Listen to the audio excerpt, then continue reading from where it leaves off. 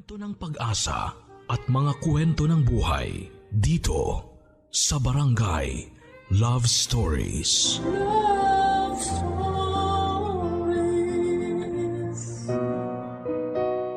May mga bagay na wala tayong kontrol sa buhay. Isa na rito ay kung sino ang magiging mga magulang natin o ang mga opinyon ng ibang tao sa atin. Ikaw, kapuso, paano mo haharapin ang katotohanan kung malaman mo na isa ka palang lihim na bunga ng pagkakasala? Dear Papa Dudut, ang pamilya raw ang una at huling taong pwede mong maasahan. Iiwang ka raw ng mga kaibigan, mga kasintahan pero never kang matitiis ng iyong mga kamag-anak. Ngunit kung ganon, ay paano na lamang pala ang kalagayan ng mga ulila na walang pamilya o ng mga ampon? Lalo pa siguro yung mga taong sa paningin ng lipunan ay bunga ng skandalo't kahihiyan. Magandang araw po sa inyo at sa lahat ng ating mga kabarangay. Ako po si Lynette, 30 years old at nakatira sa Marikina City. Pamilyado na po ako, may 2 anak at masasabi ko na sa kabila ng ating mga dinadanas ngayon dahil sa quarantine at pandemya ay medyo maayos at stable naman po ang aking pamilya. Meron po kaming franchise food business ng aking asawa at sa awa ng Diyos ay may extra pa rin kami kahit na papaano para maitulong sa mga kababayan nating nangangailangan ngayon. Ngunit kung ano man ang kaalwanan at stability na naranasan namin ng pamilya ko ngayon ay kabaligtaran po ng naging karanasan ko noong bata pa ako. Stowaway po kasi ako, Papa Dudut. Pinanganak at lumaki po ako sa Bacolod, ngunit noong 17 years old po ako ay naglayas ako sa amin at nagpa-Maynila. Kaya kung ano man ang tinatamasa ko ngayon ay masasabi ko po na bunga ang lahat ng ito ng aking sariling tapang at pagsisikap. Kahit na lumaki po ako with a silver spoon at nanggaling sa isang mayaman at maimpluwensya na pamilya. Bastarda po kasi ako, Papa Dudut, at hindi lang po basta-bastang bastarda. Anak po ako ng tatay ko sa katulong nila ng pamilya niya. At nalaman ko lang po yun noong 17 years old ako. Kaya naman sa loob din ng 17 years ay wala akong kaalam-alam na bunga pala ako ng isang skandalo at kahihiyang itinago ng mga taong nasa paligid ko at sa loob ng mahabang panahon.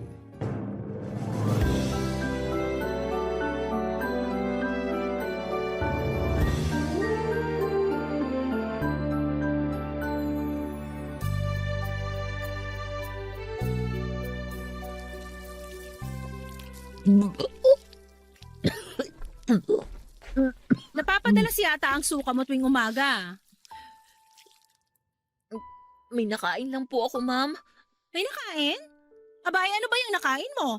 Bakit hindi mo pa yan ipatingin sa doktor? Wag na po. Mawawala din po siguro ito. Ah, hindi. Mamayang hapon sasamahan kita sa doktor. Wag na po, ma'am. Bakit? Ayaw mo? Marami pa po kasi akong gagawin dito sa bahay. Amo mo ako. Ako na nga nagsabi na pwede ka mag-break ngayong hapon at ako pa mismo ang sasama sa'yo sa doktor dahil concerned ako sa'yo eh. Wag na po, ma'am. Okay lang po ako. Bakit? Natatakot ka bang malaman ko? Nabuntis ka? Po? Hindi po ako buntis. Saan niyo naman po nakuha yung... Eh bakit ka namutla bigla? Huling-huli ka na dyan sa reaksyon mo. Hindi po ako buntis, ma'am. Kahit na magmaluwag na damit ka pa araw-araw, mapapansin ko yung tiyan mo dahil buntis din ako. Alam na alam ko ang sintomas ng pagiging buntis. Hindi po, ma'am. Ilang buwan na yan? 4? 5? Sinong tatay niyan? Ma'am, hindi po ako buntis. Maniwala po kayo. Si Anton ba? Hindi po. Eh sino? Yung tatay ni Anton? O si Mang Ambo na 60 anyos na? Silang 3 lang naman ang mga lalaki dito sa bahay na to ah. Ma'am, hindi po talaga.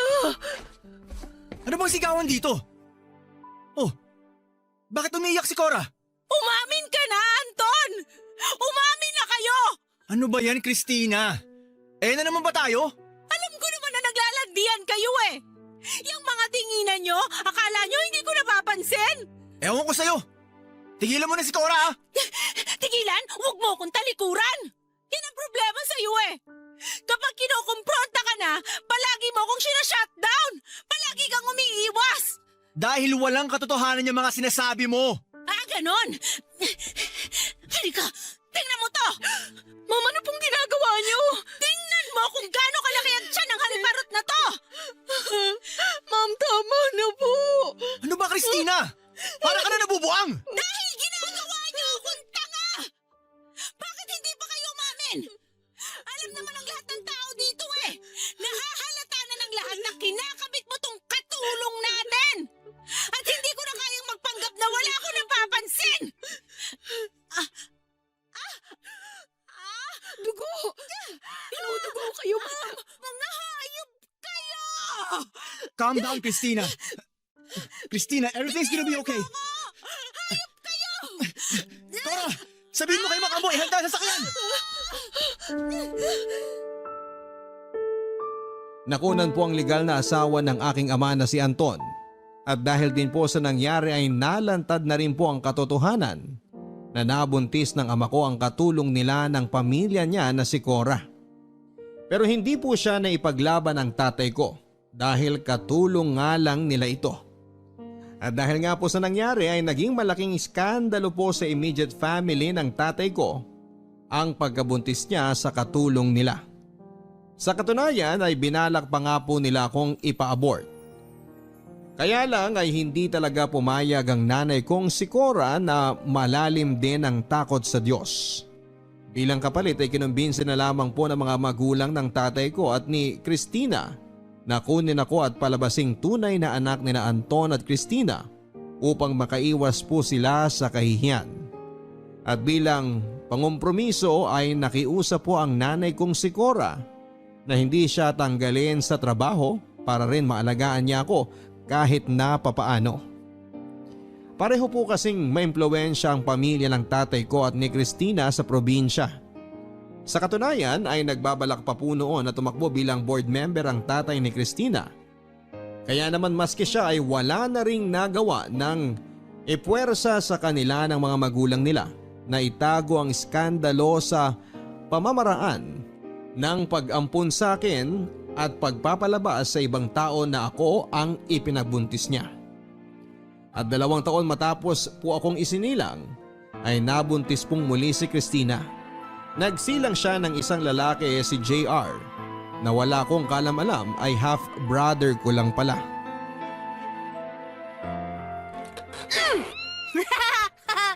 Ayan! Edi mukha kang mami!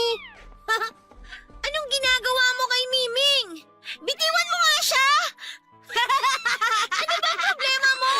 Bakit mo sinasaktan yung pusa ko? Naglalaro lang naman kami! Naglalaro? Minasking tape mo yung pusa! Ang OA mo naman! Hindi laruan yan! Eh kung sa'yo ko kaya gawin yan, edi gawin mo! Matatanggal naman yan eh! Bakit akala mo hindi masakit yan pag tinanggal? Eto sige, subukan natin sa'yo! Aray! Mami! Mami! Anong nangyayari? Lynette, ano ka ba? Nasisiraan ka na ba ng ulo? Ha? Tama na, Mami! Minasking tape niya kasi yung pusa ko eh! Pinaparamdam ko lang sa kanya yung ginawa niya! Pinaparamdam? Sasaktan mo kapatid mo para lang dyan sa pusa mo na yan? Napaka-bobo mo! Tama na po, Mami! Sorry po! Sorry po! Ma'am, bakit yung sinasaktan si Lynette? Tingnan mo itong ginawa ni Lynette kay JR. Namumula ang kilay, minasking tape at saka tinanggal. Lynette, bakit mo ginawa yun? Yaya! Yaya! Hindi ko naman po sinasadya. Minasking tape niya kasi si Miming eh. Habang tumatanda yung batang yan, sumasama ang ugali. Bukas na bukas, itapon mo yung pusa na yan, Cora. Wag! Anong wag? Pagsisimulan pa ng away nyo yan. Bukas ayoko nang makita yung pusa na yan dito. At kahit na kailan, ayoko nang makakita ng mga alagang hayop dito. Be! Buti nga sa'yo! Buwisit ka talaga, JR! Ano ba? Sinabi ko nang tumigil ka na eh! Tama na! Tama na ho! Kinabukasan ay hindi ko na nga po nakita ang aking alagang kuting papadudot. Tandang-tanda ko, hindi po ako matigil sa kakaiyak noon. Napakasakit po sa dibdib ko dahil kuting lang po yun na galing kalsada at sumunod sa akin sa pag-uwi ko. Akala ko po'y na-rescue ko na siya, ayun pala'y ibabalik din siya sa kalsada. Medyo nahimasmasan lang po ako ng konti noon nang sinabi sa akin ni Nanay Cora na hindi naman daw niya itinapon ang kuting, kundi ay ibinigay daw niya sa kamag-anak nila para masigurong mapupunta ito sa mabubuting mga kamay. Sa totoo lang po papadudot, bata pa po ako ay may pakiramdam na akong ampon ako. Kahit na kamukhang kamukha ko po ang tatay ko. Bata pa kasi ako ay never ko na pong naramdaman na mahal ako ng itinuturing kong nanay na si Christina. Maski ang mga lolo at lola ko ay cold ang pakikitungo sa akin. At halatang may paborito po silang lahat, si JR. Ang tatay ko naman po ay sala sa init, sala sa lamig. Kung minsan ay mabait sa akin pero madalas ay pakiramdam ko ay napakalayo niya sa akin. At sa loob po ng mahabang panahon ay binagabag ako kung ano ba ang mali sa akin. Inisip ko kung ano ba ang pagkukulang ko. Masipag ako mag-aral, may itsura naman ako, masunuri naman ako. Iniisip ko noon ay baka dahil babae kasi ako at mas pinapapaboran nila si JR dahil siya ay lalaki. Yun pala ay mas malalim ang kadahilanan at higit sa lahat ay wala naman pala akong kasalanan. Sa loob ng mahabang panahon ay si Nanay Cora lamang ang pakiramdam ko'y kakampi ko sa bahay na yon. At may mga araw na iniisip ko na sana'y siya na lamang ang naging nanay ko. Wala akong kaalam-alam na yon pala ang totoo. Barangay Love Stories. Barangay Love Stories. Ang mga Kapuso shows mapapanood at mapapakinggan din abroad via GMA Pinoy TV, GMA Live TV at GMA News TV channels. Para mag-subscribe, visit www.gmapinoytv.com. Follow us also at GMA Pinoy TV on Facebook, Twitter, Instagram, YouTube, Viber, and TikTok for the latest updates on Kapuso programs, artists, events, promos, and more. Salamat, Kapuso! Barangay Love Stories. Barangay Love Stories. Noong 16 years old po ako sa kasamaang palad ay na-stroke po si Nanay Cora at hindi na niya naigalaw ang kalahati ng katawan niya. Dahil sa mga nangyari ay pina-early retirement na po siya ng mga lolo at lola ko. Sobrang lungkot ko po noon, papadudot. Mula pagkabata hanggang 16 years old ako ay si Nanay Cora na ang nagpalaki at umaruga sa akin. At ang tanging naging kakampi ko sa bahay na yon. Pero ano nga ba naman ang magagawa ko? Tadhana na ang may kagustuhan noon. At nang sinundo si Nanay Cora ng kanyang nakababatang kapatid na lalaki ay grabe po ang iyakan naming dalawa. Kaya naman kahit na may kalayuan ang bahay ng kapatid ni Nanay Cora sa bahay namin, ay dinadayo ko po ito isang beses sa isang linggo. Pareho na pong patay ang mga magulang ni Nanay Cora. At ang kapatid naman po niya ay may sariling pamilya na. Mabuti na nga lang din po at mababait din ang kapatid at pamilya nito at marunong tumanaw ng utang na loob. Kaya buong puso din nilang kinupkop si Nanay Cora. Si Nanay Cora kasi ang naging breadwinner sa pamilya nila at siya rin ang nagpatapos sa pag-aaral ng kapatid niya. Ngunit wala pong isang taon ay nagkaroon ng komplikasyon si Nanay Cora at naging labas-pasok na sa ospital. Naging magastos po ang pagpapagamot niya at halos lahat ng naipon niya ay nalimas lang din. At sa mga panahon na na-ospital si Nanay Cora ay malimit ding pumupunta ako at ako pa minsan ang nagbabantay. Lingid sa kalaman ng mga magulang ko.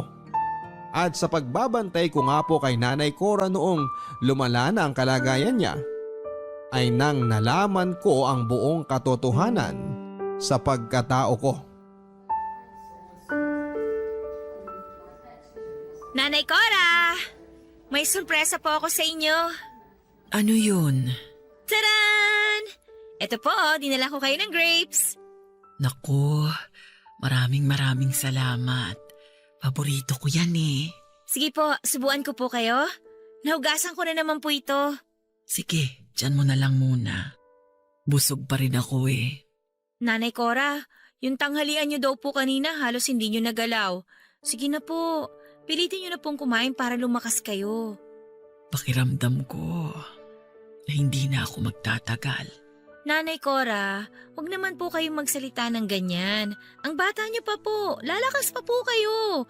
Gagaling pa po kayo. Lakasan niyo lang po ang loob niyo. Ay,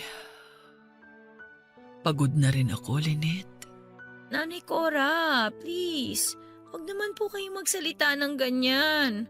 Huwag niyo naman po akong iwan. Lynette, napakasaya ko na lumaki ka ng maayos ang buhay. Na sa kabila ng maalwan na buhay na tinatamasa mo, nananatiling mabuti ang puso mo. Nanatili pong mabuti ang puso ko dahil sa inyo. Dahil kayo po ang nagpalaki sa akin at kayo lang po ang tanging naging kakampi ko. Please po, Nanay Cora, lakasan niyo po yung loob niyo. Gagaling pa po kayo. Lynette, may malaking kasalanan ako sa'yo. Po? Ano pong kasalanan? Lynette, anak. Ano po yun, Nanay Cora? Tuwang-tuwa ako kapag tinatawag mo akong Nanay Cora. Siyempre naman po, dahil mas itinuring ko po kayong nanay kesa sa mami ko. Lynette, ako ang tunay na nanay mo. Po? Patawarin mo ako, Lynette.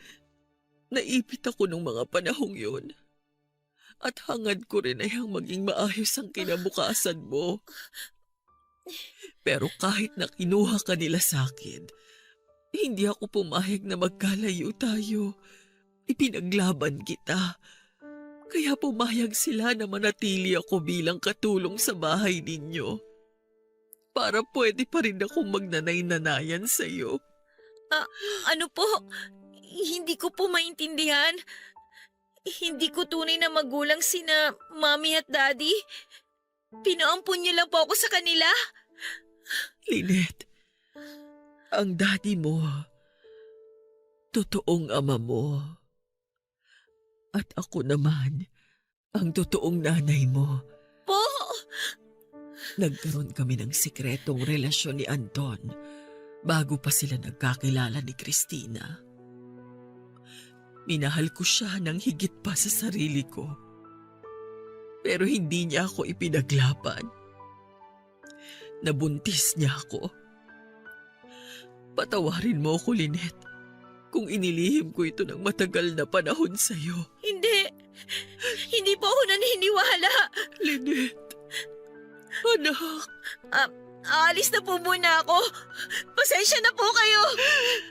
Lynette!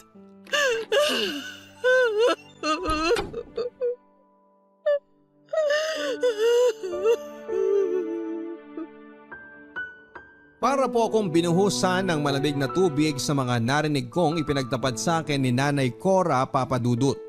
Sa sobrang shock po ay umalis po ako kaagad ng ospital at naglakad-lakad kung saan-saan na parang tuliro sa kakaisip. Nakakahiyamang pong aminin pero ang naging instinct ko po ay mahiya. Mahiya na anak ako ng isang katulong. Hiya na bastarda pala ako. Hindi ko po alam kung paano ko ipoproseso ang impormasyong yon, kaya't nilihim ko po muna kina Mami at Daddy ang sinabi sa akin ni Nanay Cora. At the same time, matapos pong sabihin sa akin yon ni Nanay Cora ay bigla pong nagswak ang lahat sa utak ko. Kung anak niya nga ako, Ayun palang dahilan kung bakit never kong na-feel na minahal ako ng mga magulang ko at mga lolo at lola ko. Hindi pala yon guni-guni, may pinanggagalingan pala. At higit sa lahat ay may dahilan pala kung bakit mas malapit ang loob ko kay Nanay Cora dahil siya pala ang tunay na ina ko. Ngunit matapos ang ilang araw ay nakatanggap po ako ng tawag mula sa kapatid ni Nanay Cora. Pumanaw na raw po siya. At isa po yun sa pinakamabigat na pinagsisihan ko, Papa Dudut. Ang hindi man lamang ako nakapagpaalam sa kanya bago siya namatay. Ang hindi ko man lang naiparamdam sa kanya na pinapatawad ko na siya kung kinakailangan niyang gawin ang pagpapaampon sa akin noon. Ang hindi ko man lang naipaalam sa kanya na tinatanggap ko siya kahit pakatulong lamang siya ng mga kinilala kong magulang. At sa kabila noon ay mahal na mahal ko siya. Daddy, Mami, pwede ko po ba kayo makausap? Tungkol saan? Tungkol po kay Nanay Cora. Anong tungkol sa kanya? Daddy, namatay na po si Nanay Cora. Ano? Ganun ba? Magpapadala na lang tayo ng abuloy sa mga kamag-anak niya. Bago siya namatay, may sinabi siya sa akin Anong sinabi niya sa'yo? na anak niya raw ako. Ano ka ba? Nagpapapaniwala ka doon? Totoo ba, Daddy? Hindi! Paano ka naman niya magiging anak? Dahil naanakan niyo raw siya. Ano? Lynette, naririnig mo ba kung gaano ka-imposible ang sinasabi mo? Oo nga naman, Lynette. Ano ka ba naman? Sa tingin mo ba papato lang daddy mo sa isang katulong lang? At mas una niyo raw siyang minahal kesa kay Mommy. Naibang na ata sa sakit yung babae na yan bago mamatay. At pinilit niyo raw siya na ipaampun ako sa inyo dahil nakunan si Mommy sa anak ninyo.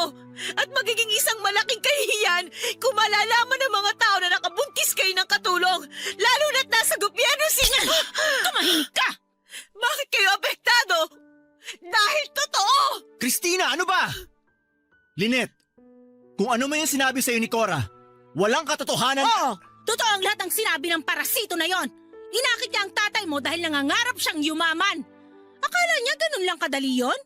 Hangal siya kung naniwala siyang pakakasalan ng isang dugyot na kagaya niya ng tatay mo. Christina, tama na! At totoong bastarda ka. Anak ka ng katulong. Kaya sige, ipagkalat mo sa lahat yan. Babalik din yan sa'yo. Lahat ng tao pagchichismisan ka, pagtatawanan ka. Dahil anak ka na nga sa labas, ang nanay mo pa, katulong. Sampid ka lang dito. Ang sasama ninyo! Ang sasama na ugali ninyo! Lynette!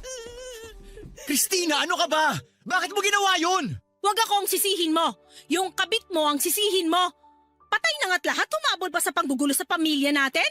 Sana dinala na lang niya ang sikreto niyang yan sa kamatayan niya. Pero misyon niya yata talaga na wasakin ang mga buhay natin. Sinabi na tumahimik ka eh!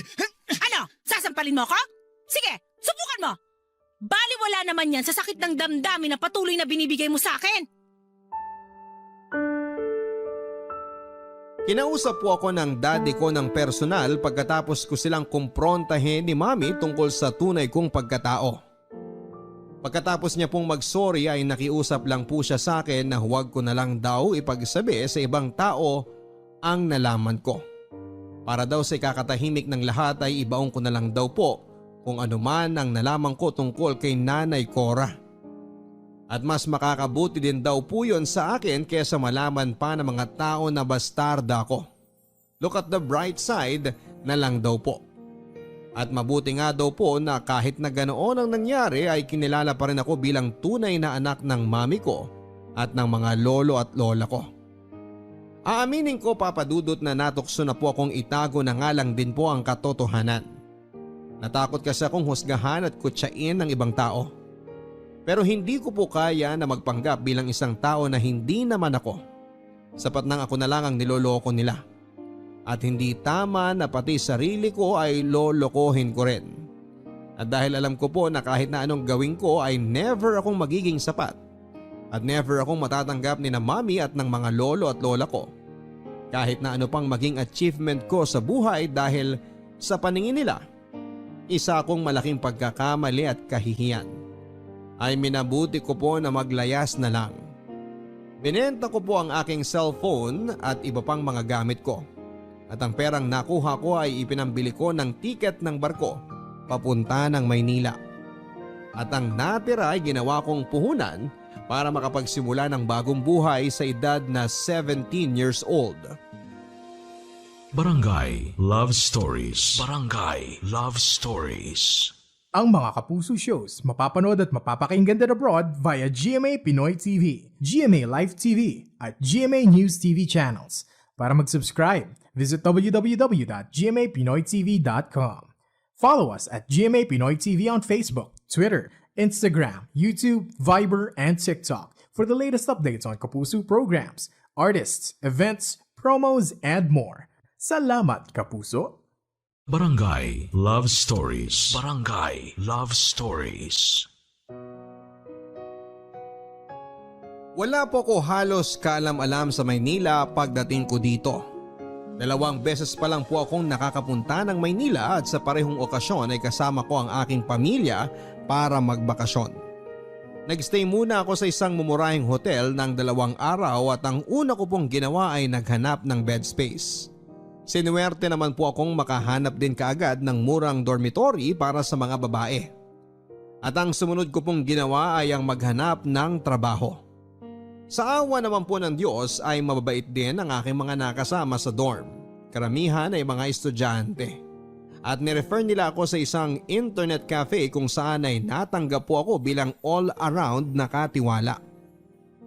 Matapos ng ilang buwan ay nag-18th birthday na po ako. At tinarget ko na pong mag-apply sa call center dahil alam kong malaki ang sasahurin ko doon. Bala ko po kasi ang ituloy ang aking kolehiyo at mag-working student. At dahil magaling naman po ako sa English ay agad din po ako nakapasok.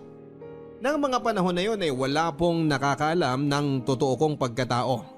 Liban sa mga papeles na kailangan ko pa rin lagyan ng totoo kong impormasyon.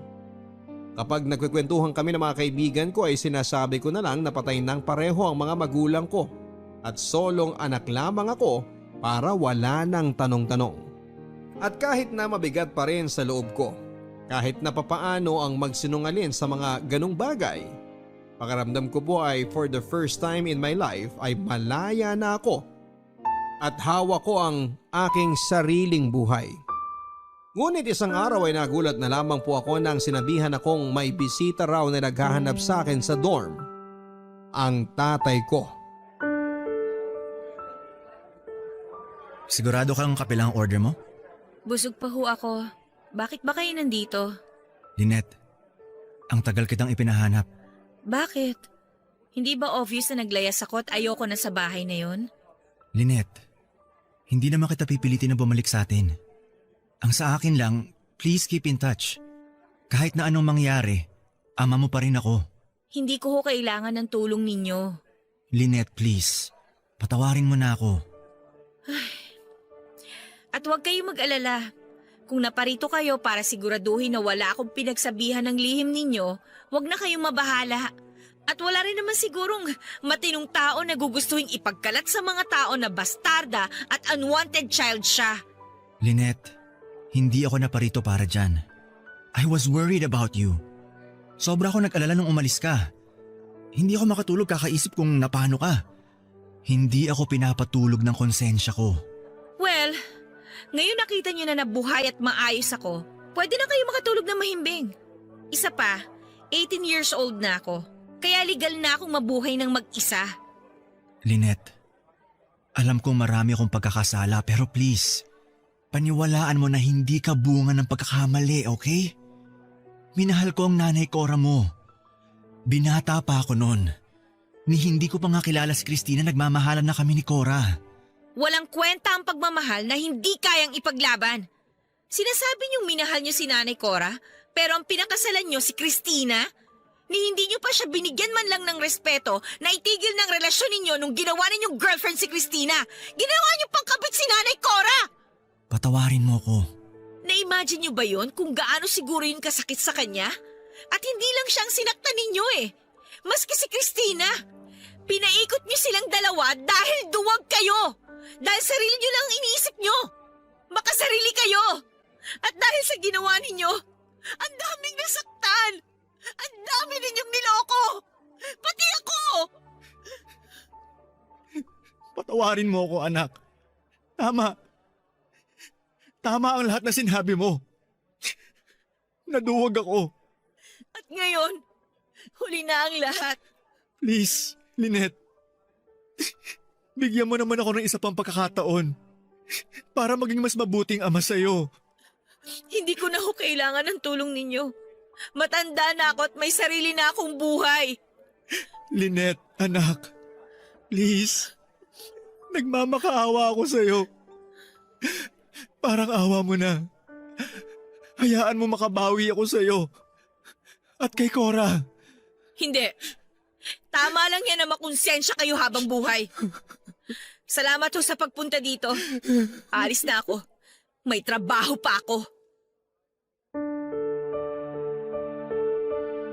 Sumubok pa pong kumontak ang ama ko sa akin pero hindi ko na po ito pinansin.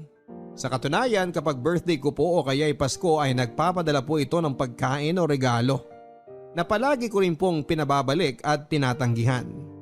Ngunit kahit pala ilang beses ko po itong ipinababalik ay patuloy pa rin po ang pagdating ng mga regalo tuwing may okasyon. At maski nang makagraduate na po ako at lumipat na po ako ng apartment, nang mas nakaipon na ay natuntun pa rin po ako ng messenger ng ama ko. At syempre tinanggihan ko pa rin ang mga regalong galing sa kanya. Hanggang sa na-promote na nga po ako bilang team leader sa call center na pinagtatrabahuhan ko.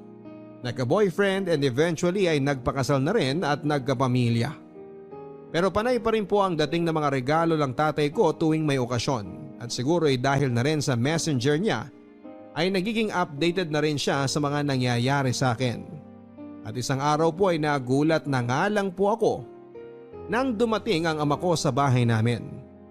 Pero hindi ko po siya pinapasok at sinabi kong hindi ko ipapakita ang mga apo niya. Bagay na alam kong dinibdib niya ng husto. Hanggang sa isang araw ay kinontak po ako ng messenger ng ama ko na wala namang okasyon. Ibinalita nito na may stage 4 cancer na raw ang ama ko at mukhang hindi na magtatagal pa. Huling-hiling daw nito ay magkausap kami sa huling pagkakataon at siguro ay lukso ng dugo na nga rin po papadudot o kundi may nakonsensya na rin po ako siguro kahit na papaano. Kaya't naisipan kong bumalik sa probinsya kasama ang pamilya ko and for the first time ay magkakaroon na kami ng totoong closure ng ama ko.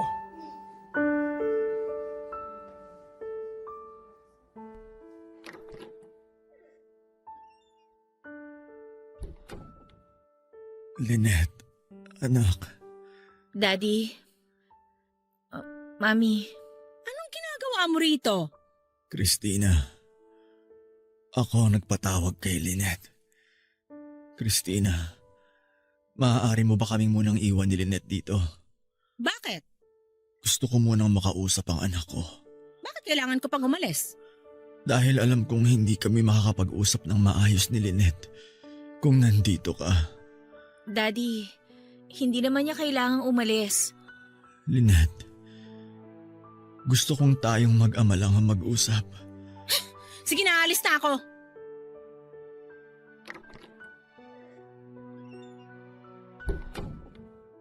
Bakit niyo pa ho pinaalis si Mami? Dahil ayaw kong marinig niya ang sasabihin ko. Lynette, patawarin mo na ako. Huwag niyo na po masyadong i-stress ang sarili niyo. Lynette, ang dami kong pagkakamali na nagawa sa buhay. At ayoko mamatay nang hindi ko itinatama yon. Sa'yo, sa nanay Cora mo. Huwag niyo na pong alalahanin yun.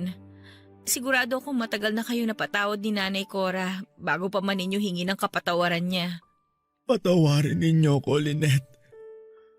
Patawarin niyo ko ng nanay Cora mo. Naging mahina ako. Hindi ko kayo ipinaglaban.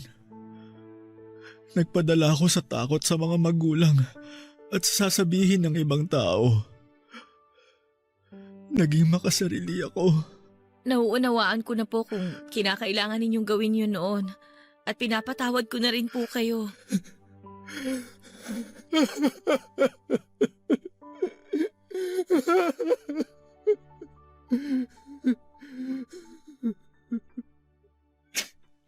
Maraming salamat, Lynette. Maraming salamat. Tahan na po. Huwag niyo na po masyadong i-stress ang katawan ninyo. Lynette, bayaan mo ako na itama ko ang lahat, okay? Para sa pamilya mo, sa mga apo ko, ang kalahati ng ari-arian ko, sa'yo ko ipapamana. No, ayoko po. Lynette, naisulat na namin yun ng abogado ko. Tiyak kong magagalit si Christina, pero huwag ka magpapatinag sa kanya. Daddy, ayoko po ng pera ninyo. Kaya nga po ako umalis sa atin para mapatunayan ko na kaya kong mabuhay ng mag-isa nang hindi nakaasa sa yaman ninyo ni Mami. Lynette, alam ko naman yun. Pero please, this time, sana tanggapin mo na ang regalo ko sa huling pagkakataon. Parang hindi na po ma-stress pong lalo si Daddy ay sinabi ko na rin po na tatanggapin ko ang mana ko kahit na wala naman talaga akong balak na kunin yon. Isa pa ay alam ko rin pong magiging isang malaking issue sa mga kamag-anak ko kapag tinanggap ko ang pera. Lalo pat mulat sa pool ay sampid lang naman ang tingin nila sa akin. Kinagabihan ay sinama ko na rin po ang aking asawa at mga anak upang ipakilala kay Daddy at sa puntong yon ay si Christina na po mismo ang umalis ng kwarto. Kinabukasan ay pumanaw na rin po kaagad ang ama ko, Papa Dudut. At sa totoo lang po kahit na napakarami po akong hinanakit sa kanya ay bumuhos ang lahat ng luha ko. Kahit na pakiramdam ko ay matagal na rin naman akong nag-iisa. Sa puntong yun ay biglang nilunod po ako ng realidad na ulila na ako at patay na ang parehong taong naging dahilan ng pagkakasilang ko sa mundo. At kahit papaano ay nagpapasalamat ako at lumambot ako sa huling pagkakataon at nakipag-ayos sa ama ko bago siya lumisan. Sa halip na umuwi ay nagpasya po kami mag-asawa na magstay na lamang po muna kami ng pamilya ko sa probinsya hanggang sa lamay ng daddy ko. Ngunit unang gabi pa lamang po ng lamay ay hindi na maganda ang dinanas namin. Parang mga multo po kami doon, walang pumapansin na talagang ipinaramdam ng lahat, lalo na si Christina na hindi kami welcome doon. Samantala ang ibang mga malalayong kamag-anak naman at mga kakilala ay tinitingnan kami at pinagchichismisan. At ang iba'y makikipag-usap lamang para mag-fish ng impormasyon kung bakit ako nawala at ano nga ba ang nangyari. At sa puntong yun ay narealize ko po na kumalat na yata ang chismis sa aming lugar tungkol sa tunay kong pagkatao. At dahil sa mga naging karanasan sa unang gabi ng lamay, ay minabuti ko na lamang po namin ang pamilya ko na magstay na lamang sa hotel at huwag nang pumunta sa lamay at ang puntahan na lang ay ang mismong libing ng aking ama. Sa katunayan nga po ay nagpasya na rin po ako na huwag nang isama ang pamilya ko sa libing dahil alam kong mas marami ng tao doon. At baka dumating na rin ang half-brother kong si JR na alam kong kasing lalalang ng ugali ni Christina. At nang pumunta po ako sa libing ay hindi nga po ako nagkamali ng inaakala. Oh, andito ka pa pala. Magpapaalam lang ho ako kay Daddy. Wow! Buti naman at naisipan mong dumaan. Hindi ba nakakaistorbo sa paglalamierda ng pamilya mo yung pagpunta nyo dito? Ano? Hindi kami naglalamierda. At saka teka, bakit bigla yata ang big deal ang pagpunta ko dito ngayon? Nung nasa lamay ako, parang multo ang pakikitungo ninyo sa amin ng pamilya ko ah. Anong gusto mo? Magpa-party kami na bumalik ka? Ang problema sa'yo mula noon hanggang ngayon, gusto mo nasa iyo ang atensyon. Excuse me? Kaya nga ako umalis di ba? At saka bakit parang ang lakas yata ng loob ninyo ngayon na mag-eskandalo? Bakit? Natanggap niyo na ba na alam na ng buong barangay na anak ako ni Daddy kay Nanay Cora? Walang hiya ka? Hoy! Kung bumalik ka lang dito para manggulo, pwede ba umalis ka na lang? Lumalabas yung ugaling katulong mo eh. Huwag mo madamay-damay dito ang Nanay Cora ko, ha? Yang ugali mo, mga ugali ninyo, masahol pa sa hayop! Ang sabihin mo, kaya ka bumalik dito para mag-abang at magbaka sakali kung may makukuha kang mana kay Anton. Excuse me! Huwag niyo ako itulad sa inyo na sa pera at kapangyarihan umiikot ang buhay! Kaya hindi ka taka-taka kay Nanay Cora na in love si Daddy eh. Dahil sa bahay na yon, si Nanay Cora lang ang totoong tao. At lahat kayo, mga hunyango! Tumigil ka na sa kakadada mo! Huwag mong saktan ang anak ko. Wala ka talagang modong babae ka? Hindi mo na binigyan ng kahihiyan ng burol ni Anton? Kayo ang nagsimula! Tinatapos ko lang! Halika! Sumama ka sa akin! Ilalabas na kita ng bahay! Wala kang kwenta!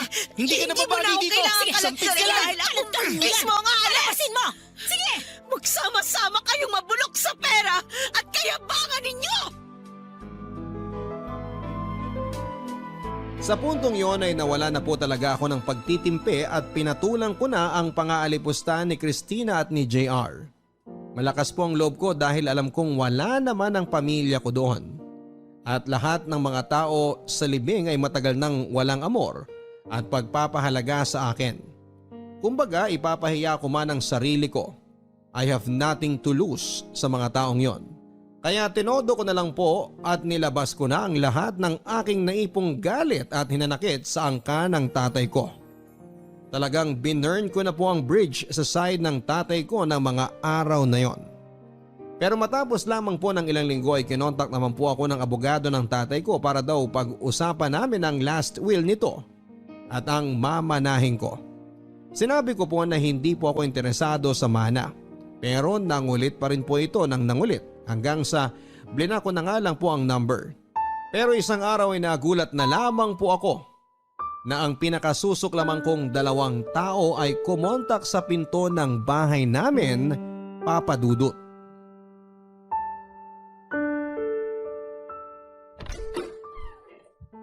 Anong ginagawa niyo rito? Magandang araw ho. Ma'am Lynette, pasensya na po sa abala kung nabigla kayo sa pagdating namin. Hindi kasi kayo sumasagot sa tawag at hindi namin kayo makontak. Kaya naisipan na ni na Ma'am Christina na kami na ang pumunta sa'yo. Hindi ba't sinabi ko na nga po na ayoko niyang mana na yan? Makakaalis na po kayo. Sandali! Ano ba? Tingnan mo tong taong to. Napakagaspang talaga ng ugali mo eh, no? Ang haba-haba ng binyahe namin, tapos pagsasarahan mo lang kami ng pinto? Sinabi ko bang pumunta kayo dito? Sinabi ko na naman dyan sa abogado ninyo na ayoko na ng mana na yan eh. Ma'am, hindi ho kasi ganun kadali yun. Kaya nga po kami nandito eh. Alam mo, huwag ka nang magpanggap. Alam namin na kaya mo pinuntahan si Anton habang naghihingalo ay para makakuha ka ng mana niya. Malamang nung kayong dalawa lang ang nag-usap sa kwarto, doon mo binilog-bilog ang utak niya. Huwag niyo akong pagbintangan ng mga gawain ninyo ha? Ilang beses ko bang uulitin na ayoko sa perang yan? Plastic! Napaka-plastic mo! Kunwari ka pang ayaw mo, alam mo naman na kapag nasa kasulatan na, mahirap nang mabago. Pwes, wala akong pakialam! Mabulok yung pera na yan! Umalis na kayo! Ma'am, teka lang. Ma'am Christina, Sir JR, huminahon po tayong lahat. Pag-usapan natin kung paanong gagawin natin dito. Napakawalang hiya mo! Basang-basa ko niyang ginagawa mo eh. Ginagantihan mo lang kami.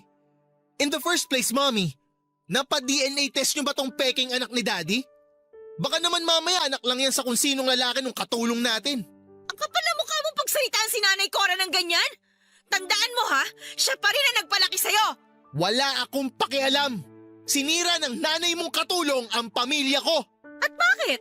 Sa tingin mo, hindi rin nasira ang buhay ko sa pagkakasala ng tatay natin? Sir, mga ma'am, pag-usapan natin to ng maayos. Sige, bilang ipinipilit nyo rin naman na gusto ko yung mana na yan, o pues, nagbago na ang isip ko. Kukunin ko na talaga yan at nang makuha nyo ang hinahanap nyo. Walang hiya ka, talagang babae ka! Labas din ang Ma'am, tunay mo sandali! ano! Sige, Mami! Huminahon na kayo! Sige! Sandali! Ipakita ito sa linet na yan! Ma'am! Kapal na mukha niyan! Tigilan mo na ako ha! Kung ayaw mong kasuhan kita, Nasa bahay ko pa kayo. Trespassing kayo. Marami na akong perang pwedeng lustayin sa pagpapakulong sa'yo. Layas! Tinanggap ko po ang ipinamana sa akin ng ama ko, Papa Dudut. Sa totoo lang ay medyo malaki po talaga ang iniwan niya. Kaya siguro ay galit na galit din talaga sa akin ang asawa niyang si Christina at ang half-brother ko na si JR. Dahil baka iniisip nila na hindi ko deserve ang pamanahan dahil anak lang ako sa labas. Gayunpaman ay hindi ko po ginamit yon para sa sarili ko ang perang nakuha ko. Pinaghati ko po ito at ibinigay ko ang kalahati sa mga naiwang kamag-anak ni Nanay Cora. At ang kalahati naman po ay itinabi ko sa bangko at sa stock market para sa kinabukasan ng anak ko. Hindi ko na rin po sinabi sa asawa ko at mga anak ko ang totoong halaga ng ipinamana sa akin ng ama ko. Ayaw ko rin po kasi na makampante sila sa buhay. Lalo na ang mga anak ko. At ang gusto kong maranasan din nila ang maging masipag at masinop sa pera. At kung ano man yung nakatabing pera para sa kanila ay pang backup at pang emergency na lamang. At kung hindi man ay ipapahawa ko sa kanila kapag alam kong disiplinado na sila para ma-manage ito ng maayos. Hindi ko na rin po muli pang nakita sina Christina at JR at ang iba pang mga kamag-anak ko. At ayoko na rin pong makita o makasalamuha pa silang muli. Kung ano man po ang iniisip nila sa akin ay bahala na sila doon. Ang mahalaga ay tahimik at maayos ang buhay ko nang hindi ako umaasa sa pera o impluwensya nila. At higit sa lahat ay may sarili na akong pamilya na maayos at nagmamahalan. Bagay na alam kong never nilang mararanasan at never nilang mabibili ng pera. Ang inyong forever ka-barangay, Lynette. Fight or flight, tumakas o lumaban. Ang dalawang reaksyong yan lang daw ang maaaring pagpilian ng isang taong may kinakaharap na pagsubok. Ngunit sa kaso ni Lynette ay ginawa niya ang dalawa. Tinakasan niya ang kanyang mapang-alipustang pamilya upang makapagsimulang muli at igiit ang kanyang puwang sa mundo at karapatan na mabuhay ng may dignidad at respeto sa sarili sa kabila ng kanyang pagiging bastarda at anak sa kasambahay. Maraming salamat, Lynette, sa iyong matapang na pagbabahagi ng iyong buhay. Naging masalimuot man ang iyong nakaraan ay talagang nakaka-inspire na hindi ka nawala ng loob at tinalikuran pa ang maluwang buhay na iyong nakasanayan. At bagkos ay ginamit mo ang iyong hinanakit sa pamilya mo bilang motivation para maabot mo ang payapa at masayang buhay na iyong pinapangarap. Higit sa lahat ay masaya ako na ngayon ay may sarili ka ng pamilya at maayos at tunay na nagmamahalan. Hanggang sa muli mga kapuso, ako po si Papa Dudut sa mga kwento ng pag-ibig, buhay at pag-asa. Dito sa Barangay Love Stories #1. Mga kwento ng pag-ibig, kwento ng pag-asa at mga kwento ng buhay dito sa Barangay Love Stories. Love Stories.